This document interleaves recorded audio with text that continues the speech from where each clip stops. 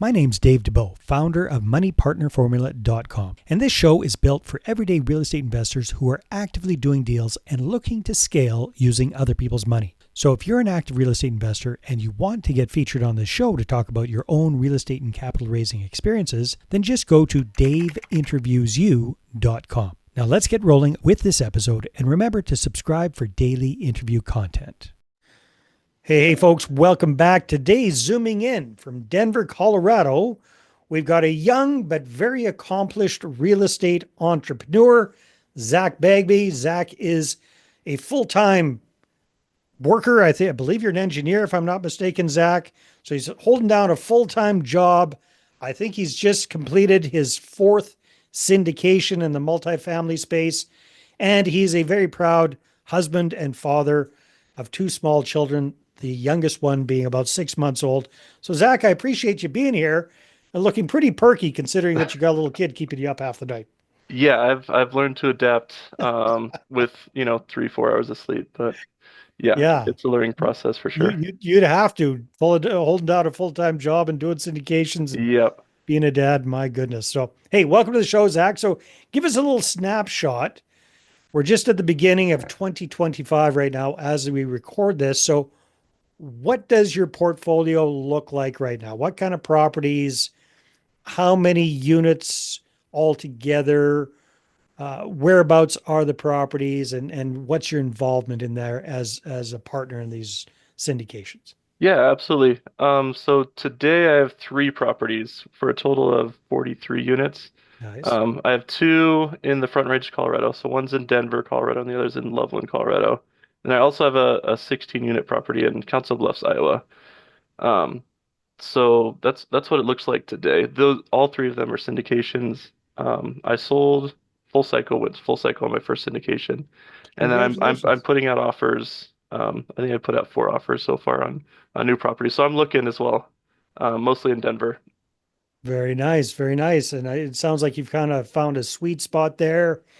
Smaller properties, the big guys and the REITs and aren't going after necessarily, and a little bit too big for the average mom and pop to take down. So you kind of sounds like you're got a niche there. Yep, exactly. Yeah, the Class C kind of older stuff. Um, older mom and pop owners that needs a little bit of love. That's where I focus.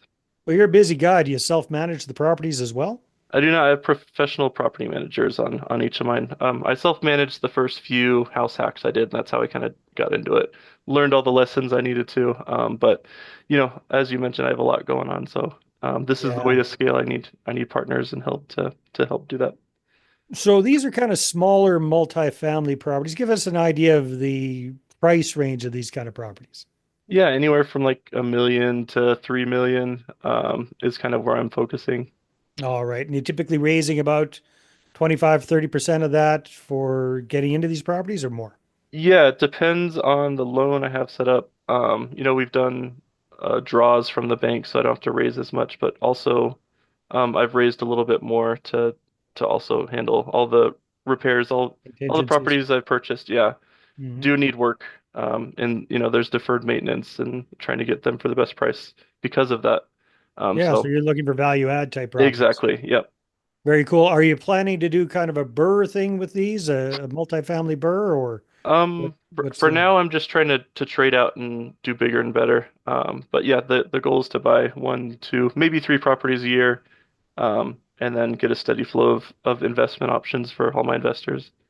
Very nice. I like that. So I was going to ask you, Zach,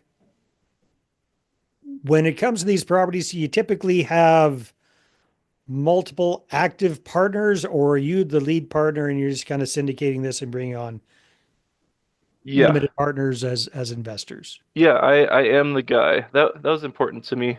So I don't know if it's unique or not, but I started with small properties, house hacking, and then my first syndication was a 6 unit, and then 16 unit, then a 21 unit. So I've been slowly kind of building up my expertise. I wanted to make sure I understand everything about the business before I start adding in partners and scaling in that way as well. Yeah, I can tell you're an engineer, my friend. Very, very. Very ticky boo and make sure you understand everything very, very clearly Yep. before you kind of expand. That's a smart thing to do. Yeah, a lot of us weren't that smart when we first got started. So hats off to you for that. Now, Zach, when you booked in to be a guest on the show, we send everybody a questionnaire to kind of find out what they've been up to. And you were talking about when the city shuts you down, you ended up selling everything to protect your investors. So let's unwrap that story because that sounds like it was probably incredibly frustrating and painful at the time, but it's probably turned into one of those really good learning lessons with a little bit of hindsight. So Yeah, I was laughing because you called me smart. This story kind of, might prove otherwise. yeah, it might prove otherwise. So, yeah, so I had a few deals under my belt. I was excited. They all went really well. This is during my first property is 2018. So anything you buy in 2018 to 2020 was doing very well. Yeah. So I was starting to attract investors. My wife's from Omaha, Nebraska, so I wanted to break into a new market. There was a property in Council Bluffs, which is just across the river from Omaha. Been sitting for, a few months. I went to go look at it. It was Single family house or a No, multi? this is a 16 unit apartment Got it. building. Got it. So this is also bigger than I've ever done before. But at this point, I thought real estate's easy, right? I've made a couple bucks, done a few things, and let my ego get to me maybe. And I walked through it and I smelled money because it did not smell great. And you know, it was dirty. It's the kind of thing a lot of people run away from. Mm. So it's listed at 1 million. I threw it out an offer for 500K for 16 units, and I thought that this will be the best deal of my life, and it's gonna do so well. The plan was to move in. So the Re offer got accepted for 500K. It did not. We went back and Oh, forth a little bit, got some seller concessions, and did it closer to 600K. But still felt like a really great deal for 16 units, especially when I've been looking in Denver where things are 150 to 200 a door yeah. plus. And the rents were there, and I just needed to evict a few tenants and turn the units, and we'd be swimming in money was the plan, anyways. Yeah. But a few months after I purchased it, I actually lost my job, so I was laid off. Ooh. I just had a new kid, and then the city came and shut down the property as well. So So they shut down, like condemned it? yeah, it was on the news, and the tenants were basically told to get their stuff and get out within 12 hours. Wow. So there was tenants in the street with all their stuff, and like I said, it was on the news, and I was already stressed out from the other things going on. Um, and I didn't foresee this as a possibility. I've listened to tons of podcasts and read many, many books. I didn't know that the city, after a few months ownership, could or would just come in and kind of Well, knock what it out. triggered that? Like, what triggered that inspection that led to a complete shutdown? Yeah, I mean it was a rough property like I mentioned. There were the police was walking through the building almost daily for different calls and having different issues. Every time I fixed something, a tenant or someone who was invited in the building would break it. As we were going through the eviction process, it was taking a few months, so the problem tenants were not leaving. Um, They so didn't leave when you asked them nicely. yeah, exactly. Mm. Offer cash for keys. No, they didn't leave. The There's a school across the street. There's a bunch of different factors, I think. And I was this new out-of-state investor, um, and I think they wanted to make an example of someone, and I happen to be that person. Hmm. So what happened? Yeah, so they shut it down. It was built in the early 1900s. So once they shut it down, they went through, a fine-tooth comb and found everything that was not up to code, which was basically Everything. everything. Yeah.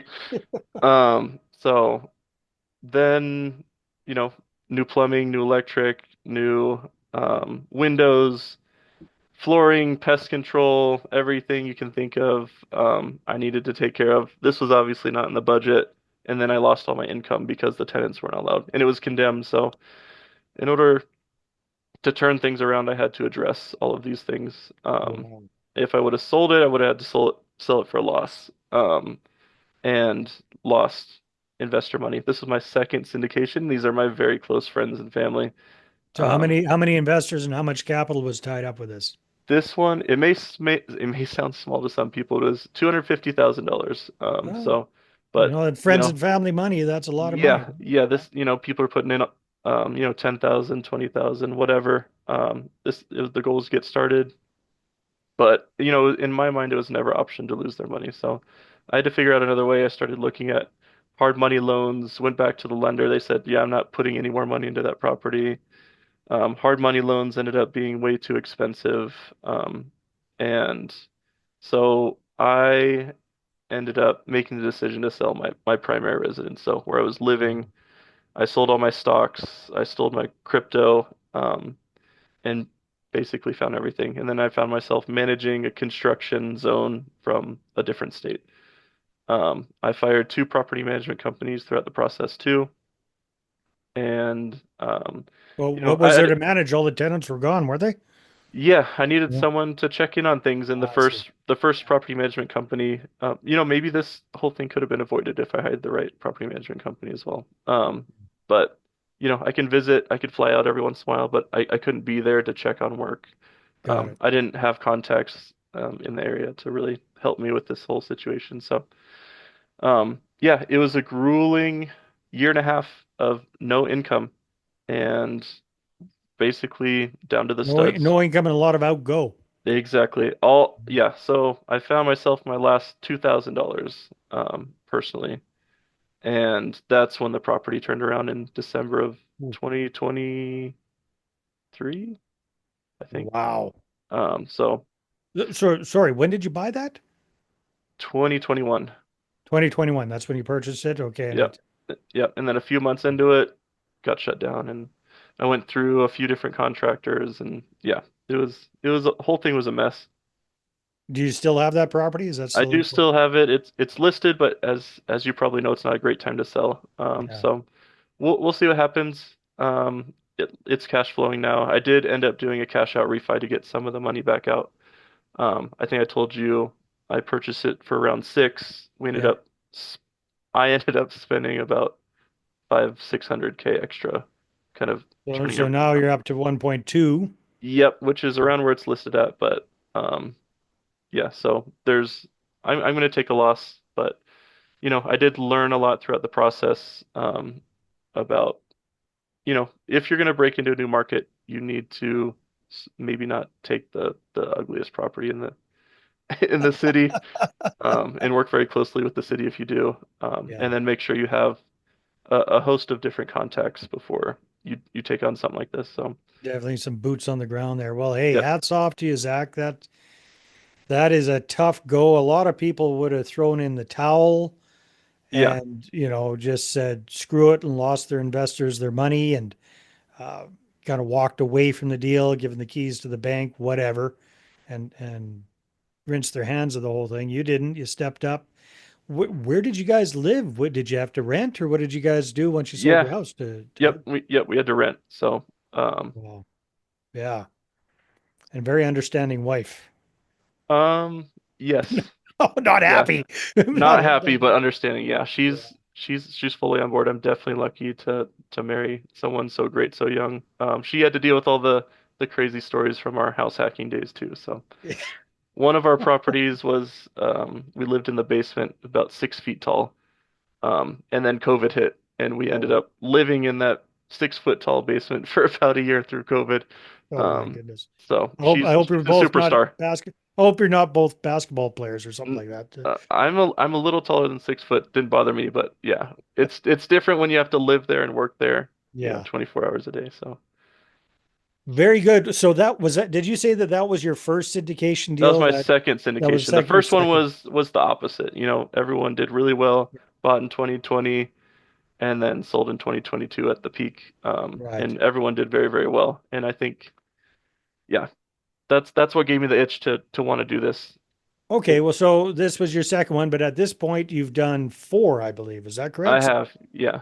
So the other two that you got in after the disastrous one, hmm What did those kind of look like, and how were you able to bring on investor partners after the other ones were kind of stuck in this quagmire with the Yeah, I think it comes down to transparency and integrity. I Mhm. was never trying to hide the issues I've had, always sharing the lessons, and being very transparent with everyone. I think uh, the fact that nobody's going to lose money is a big piece of that as well. Huge. Yeah. Um, and everyone's going to have a bad deal.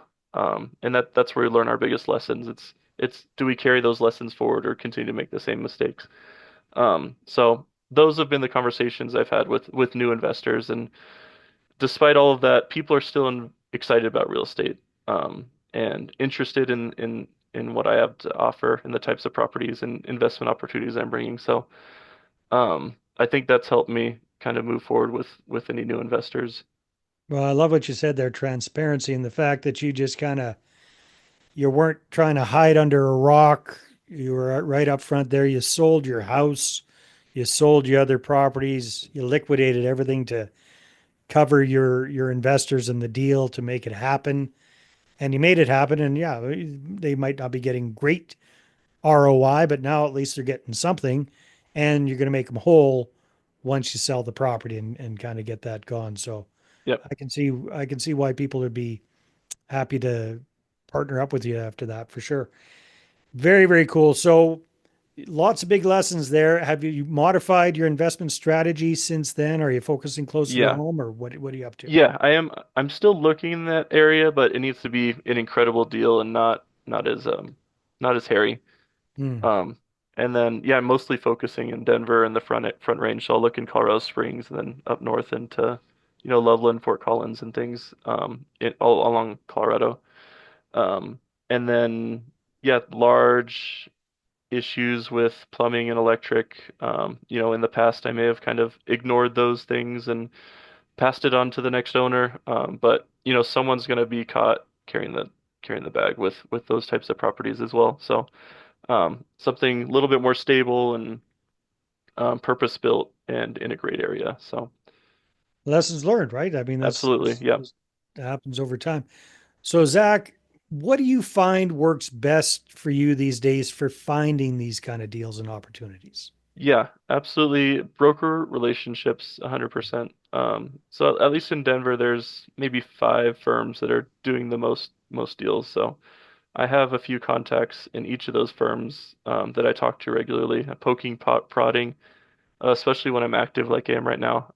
Mhm. So getting on the phone with them, meeting for coffee, reiterating my investment criteria, and then Crexy is an incredible tool these days too. So if you make an account on there and look at a property, most of the good brokers are reaching back out because they can track who is looking at their listings.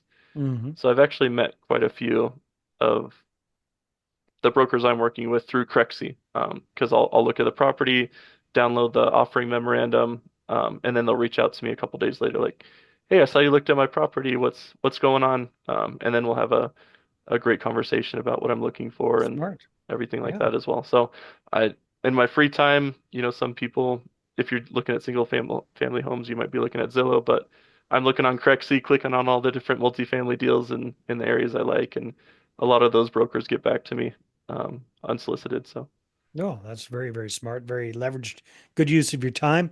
All right, so that's how you're finding deals through broker relations and Crexy. yep. What about investors? What do you find is working well for you these days now that you're starting to ramp up? You're doing more syndications, you need more investors. hmm Have you gone through most of your friends and family and you're starting to reach beyond that, or what does that look like, Zach? Yeah, so through my W-2 job and just throughout life, I've met a lot of people, thousands. So it's taking a while to get through all of them. So I have a list that I'm kind of tracking, and I'm reaching out to people. Anyone that I already have their number, it's a text or it's a phone call. Anyone I don't, they have LinkedIn or Facebook. So I'm just going through memory, and then as I go through and I've gotten through those people, then I'll kind of link the connections through LinkedIn, and try to recognize people. If you know this person, you should know this person, or Right, right. um, trying to focus on the people I did have relationship. One point or another in my life, those conversations are easier. I am starting to go through that list. So one by one, reaching out, just letting them know what I'm doing, and What is, basically, just out of curiosity, what does that initial reconnection message usually look like from you? yeah, it's usually along the lines of, Hey, how's it going? Yeah. What's new? If it's I try to take something LinkedIn, like I see you're working here, like tell me about what that role's like, or I'm an engineering manager. You're a manager as well. Like, what's it been like being a leader for you? Hmm. Um, um, and then just letting them know that like, hey, I'm building an investment community where the goal is for all of us to grow together. Is that something you'd be interested in learning more about? And then it's either in they ignore me completely, or they're like, You get yeah, ghosted. Yeah, that, yeah, that or happens. yeah, like let's talk about it. And then, most people I get on the phone, it's there's no risk to them joining my email list. So get their contact info, add them to my email list, and then we have kind of this process to move them along through stages and poke them with different types of content and updates and things until we get them primed for a deal. So Zach, as we're wrapping up the interview, I'm just really curious because you're working a full-time job, you got little kids at home, you're looking at deals, you're searching for investors. What have you found has worked best for you for managing your time? Have you got any quick tips around that? So I think that a lot of people have a time of day that works best for them. Hmm. Um, you hear about a lot of people waking up at 4 or 5 a.m. and getting a lot of work done. I'm actually the opposite. So I'm a night owl. Hmm. My best work is done from 10 p.m. to like 1 or 2 a.m. And that's when I am the most efficient and I can really just get a ton of work done. And then, being focused. So um, at my company, I set KPIs. I need to reach out to this many people a week. I need to talk to this many brokers or analyze these many deals. And then having that help kind of keep track. So keeping track and then working when your body tells you to work, basically. Smart. Zach, if people want to connect with you and find out more about what you're up to, where should they go? Yeah, so my company is ZB3RE. So you can you can find more about me or my company at zb3re.com. That's the number three. So ZB3RE, ZB3 Real Estate. So you can Google us or find our website. And Just curious. I get the Z and the B, Zach Bagby.